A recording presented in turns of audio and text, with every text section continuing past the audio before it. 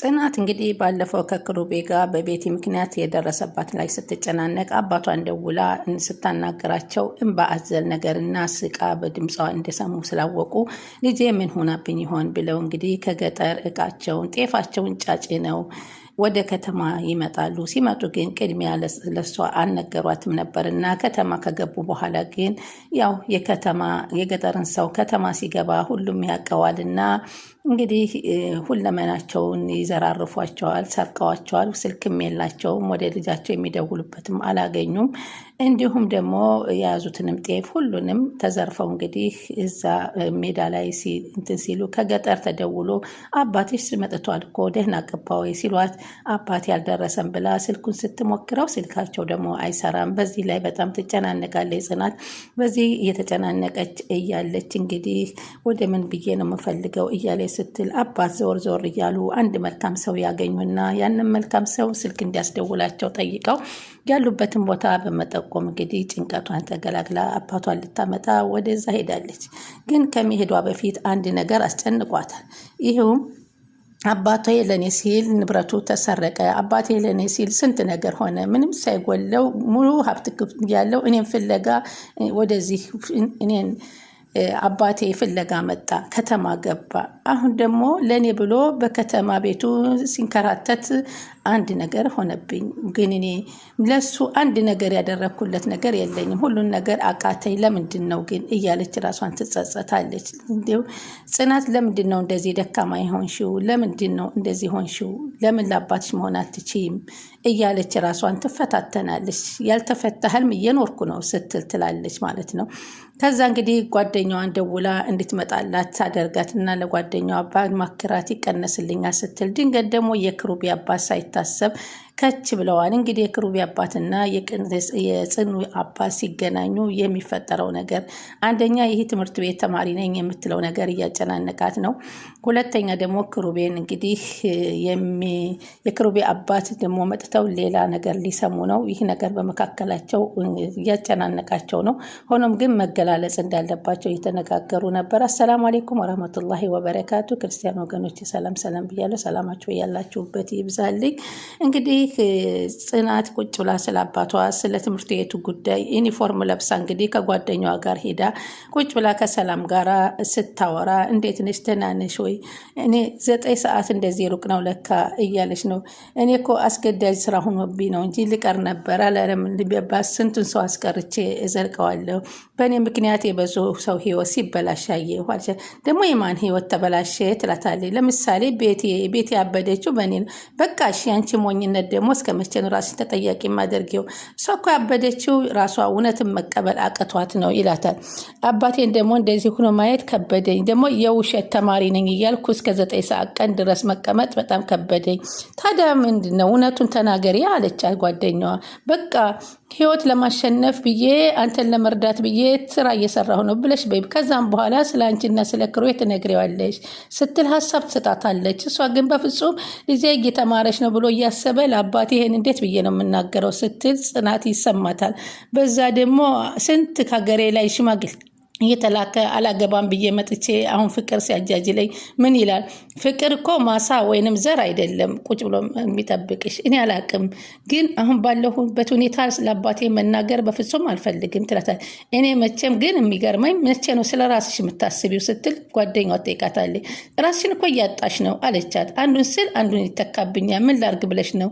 እሱን ተይውና ምሳ በልተሻል ወይ ትላታለች። ኧረ አልበላሁም አለቻት። ከዛ እንግዲህ እንዘዛ ምሳ አለች። ፍቅር ሲይዝሽ ስትጨናነቂ ጨጓርሽ ምግብ አይፈልግም እንዴ አለቻት። አየሰንዬ ከምግብ ላይ መራራቅ ይሆንልሽም አንቺ አለቻት። እስካሁን እኮ ሲንግል የሆንኩት ለዚህ ብዬ ነው ፍቅር እንዲያጊዜ ብላ አሳቀቻት። አይደለም ፍቅር ሞትን ቢመጣ አንቺ የሚለያቸው አይመስልኝም ከምግብ ጋር አለቻት። ከአንቺ ጋር ሞት ሳይለየኝ ቶሎ ነገር አንድ ነገር አዘን እንብላ ይሉና አዘው ይበላሉ። እንግዲህ የጽናት አባት እንግዲህ አንድ ሚስጥር አውቀውባታል። ይህ ሚስጥር ትምህርት አለመማሯን መሆናቸውን ነው ወይንስ ከኪራ ጋር ፍቅር መኖሩን ነው? አንድ ነገር ያወቁት ነገር አለባት። እሷ ካወራችሁ በኋላ ከሱ ስትለይ እኔም እኮ ቀድሞውንም አውቄያለሁ አሉ አባት። ከሷ ፊምጣ ብዬ ነው እንጂ ብለው ነበር የተናገሩት። ይህ ያሉት በኋላ ግን እውነትም ሁለት ሚስጥር አላት። አንድ የትምህርት ቤቱን እየዋሸቻቸው ነው። ሁለተኛ የኪራ ጋራ የጀመረችውን ፍቅር አለባት። ሁለተኛ እየተማርኩ ነው የምትለው ነገር ዩኒፎርሟን ለብሳ እስከ ቀን 9 ሰዓት ድረስ ፀሐይ ለፀሐይ ውላ መምጣት እስከ መቼ ነው? አባትየው ግን ያወቁባት ሚስጥር የትኛዋን ይሆናል? እኔ ግን ያወቁባት ትምህርት ቤቱን አይመስለኝም። ለምን የፍቅሩን ነው። ትምህርት ቤቱንማ ቢሆን ልጄ አትንከራተች፣ ለምን ትማሪያለሽ? አትማሪም እኮ ዩኒፎርም ለብሰሽ ወጥተሽ አትሂጂ ብለው ይናገሯት ነበር። እሷ ግን በጣም አሁን አጣብቂኝ ውሳኔ ላይ ገብታለች ማለት ነው። እንግዲህ እንደኔ መናገር አለባት ለአባቷም። አባቷ የእሷን የከተማ ደስታ ህይወት መቀየር ነው የሚፈልጉት። እሷ ተደስታ ጥሩ ነገር ህይወት ላይ እንድትኖር ነው የሚፈልጉት እንጂ አረብ ሀገርም ሄደች አዲስ አበባም ተቀመጠች ዋናው የእሷ ጥሩ ህይወት መኖር ነው። ከክሩቤ ጋር ደግሞ ተጋብታ ብትኖር ከከተማ ወደ ገጠር የተሻለ ህይወት ስላለው የተሻለ ነው ብለው ይመርጡላታል ብዬ ነበር የማስበው። እና የምታሳልፈው ነገር ከባድ ነው፣ በጣም ከባድ ነው። እስከ 9 ሰዓት እየቆየ እየመጣ ይህ ነገር እንዴት ነው ተደጋጋሚ በየቀኑ 9 ሰዓት ድረስ እየቆየች የምትመጣው? በዚህ ላይ የክሩቤ አባት መጥተዋል። የክሩቤ አባት ደግሞ አለመማሯን ያውቃሉ፣ ግን አንድ ቀን ሚስጥር ይናገራሉ ብለው በጣም ፈርተዋቸዋል። የኪራ አባት እዛ ውስጥ እያለ እንግዲህ አሁን በየቀን እዛ ከዋለች ማን ሊካድማቸው ነው አባቷን? የኪራ አባት ደግሞ ነገሮችን ይናገራሉ ብለው ስለሚፈሩ ውሳኔም ቢያቀርቡላቸውም ኪራን እንኳ ኪራ ግን አባቴ አደራህ እንዳትናገር ተማሪ እንደሆነች ነው የምንነግረው ብሎ አስጠንቅቋታል። እሺ ልጄ አንተን አይክፋህ እኔ አልናገርም ብለዋል። የሁለታችንም ጊዜ ግን አሁን ነው እውነቱን እንገራቸው እያለ ኪራን ቢነግራትም በፍጹም እያለች ነው። እሷ ጽናት አልተስማማችበትም። አባቴ ማስከፋት አልፈልግም፣ እኔ ላይ ብዙ ነገር ተስፋ አለው አባቴ እየጠበቀኝ ያለው አለመማሬን ከነገርኩት ደግሞ እሱ ከሰማብኝ ምን ሊፈጠር እንደሚችል መገመት አልችልም እና አንንገረው ነበር ያለችው። አለመናገሯ ግን ጥሩ አይደለም ብዬ አስባለሁ። ሁሉን ነገር አባቷ የእሷን ደስታና ህይወት ነው የሚመኙላት እና ብትናገራቸው ጥሩ ነበረ። እንግዲህ አባቷ እኔ ትምህርቴን እየተማርኩ ነው ለአባቷ እስከ መቼ እያታለለቻቸው እየቀየረችባቸው ትኖራለች ማለት ነው። እና አሁን እንግዲህ አባትየው ደግሞ እንደምትዩት አባትየው ደግሞ እንዳትናገር ሲሉት ሁኔ 2 ፀጉር አብቅያለሁኝ ውሸት አልወድም እናገራለሁ ነበር ያሉት። እና አባትየው ግን አይ አንተን ከሚያስከፋ ከሆነ አልናገርም ነበር ያሉት። አሁን ግን በሌለችበት ሲያወሩ እኔ እኮ ቀድሞውንም አውቄያለሁ ልጄ እያሉ ነው። ከሷ ፊንጣ ብዬ ነው እንጂ እያሉ ነው፣ ደጋግመውታል ማለት ነው። ይህንን ያሉት ነገር እንግዲህ ፍቅሩን ይሁን ወይንስ ትምህርት ቤቱን አንዱን አልታወቀም ማለት ነው።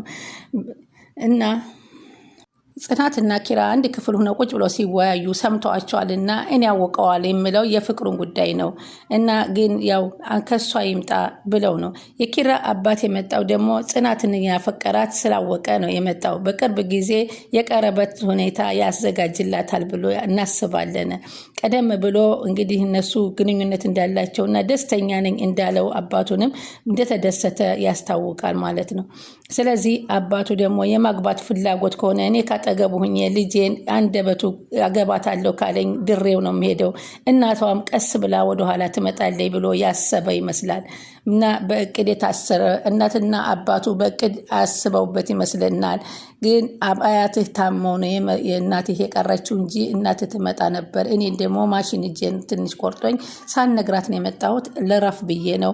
ስለዚህ እንዳትነግራት አንተም የሚል ነበረ ያስተላለፉለት። እና እሱም እሺ አልናገርም ነበር ያለው። እና በዚህ መካከል መራዊትና ናሆሜም የጋሼ መምጣትና የጽናት አባት መምጣት ግጥምጥም ያለ ነገር በጣም ግራ ይጋባል እያሉ ይመካከሩ ነበር። እንግዲህ መናገር ነው ያለብን፣ ምን ይሻለናል? የጽናት ጭንቀት እንዴት እንደሚጎልላት አላቅም። የእሷ ልጅ ነገር ግንዶ በጣም ያሳዝናል እያሉ ናሆም እውነቱን ቢነገራቸውስ ምን ችግር አለው? እንዴት እንናገራለን እያሉ ሁላቸውም ከብዷቸዋል። ልማር ብላ መታ እዚህ እንደዚህ መሆኗን ሲያውቁ አባት ጥሩ አይመጣም ይላል ናሆሜ። ግን እስከ መቼ ተደብቆ ይሆናል? የሆነ ጊዜ እኮ መታወቁ አይቀርም፣ እውነታውን መናገር ይሻላል እየተባባሉ ሁለታቸውም ይናገራሉ። ስለዚህ ጽናትን ዝም ብለን እንመልከታት እያሉ ነበረ። ትምህርት ቤት ተማሪ ሆና እንግዲህ እንደ ተማሪ ቤት እንዴት ብላ ነው የምትቀጥለው? አባትየው እንግዲህ ሰማች እንዴ ማዘሯት ስለታመመች እንዳትጨነቅ ተብሎ የአባቴን ህመም አልሰማችም እያለ ለናሆሜ እየነገረው ነበረ። እናቱንም እኔ ልምጣ ወይ እያለ ነበር። ግን ጋሼ ሊቆዩ ነው እንዴ አለው። ይመስለኛል አለ ናሆሜና ኪራ ሲመካከሩ። እና አሁን ይሄ የጽናትን ጉዳይ ምን ልታረግ ነዋል? ጽናት ምንም ነገር እንዳትናገር አለችኝ፣ እኔ አላቅም። አረ ከባድ ነው ይላል ናሆሜም። እሷን ብለው መጥተው ሿሿ መሰራታቸው ከባድ ነው ይላል። አሁን ደግሞ ውሸት ሲቆይ ደግሞ ጥሩ አይደለም አለ ናሆሜ። ግን አንዳንድ እውነቶች ደግሞ ቢገለጹ ጥሩ ነው። እስከ መቼ ነው የምንደብቀው ይላል ክሩቤ ተጨንቋል። ወይስ ለምን ለአንተ አባት ብቻ አይነገርም? ጽናት ፍቅራችን ይደበቅ ትላለች። ለምን እንደው አላቅም። ያን ሁሉ በደል ተሸክማ መጓዟ ራሱ ያለፈው ነገር ልቦናዋን ሳይሰብረው አይቀርም አላት። ቻል ማድረግ ነው እንግዲህ ይላል ናሆሜ። አይዟችሁ ግን ምን እንደማደርግ ግራ ገባኝ ይላል። ምንም ብታደርገኝ ምንም ብትለኝ እሱ ያለችኝ ብቻ ነው የማደርገው። ስለዚህ አይዞ ቆፍጠን በል ብሎ ያበረታታዋል ማለት ነው። ከዛ እንግዲህ ለአባትም እንግዲህ ጫፍጫፉን ስፖርት ልስራ እያሉ ስፖርት እየሰሩ እንግዲህ እንደሚከርምና እንደማሄድ ነግሯል። እናቱን በቅርብ ጊዜ ወይም ትመጣ ይሆናል አትታመው ነው እያለ ነው ማለት ነው። የዚች ልጅ አባት እንዴት መጡ ብሎ ጠየቀው። አባት ጽናት ሰራተኛችን አይደለም አለና ጀመረ። ለምነግርህ ነገር እኮ እየጠፋብኝ ነው አለ። ምንድን ነው? ምን መሰለህ አባቴ፣ ጽናት ትምህርቷን አቁማ እዚህ ቤትኛ ስራ እየሰራች ነው እኮ። ለምን አለ። አባቷን ለመርዳት ብላ ነበር ከገጠር የመጣው እና አባት ልጃቸው ተማሪ እንደሆነች ነው የሚያውቁት አለ።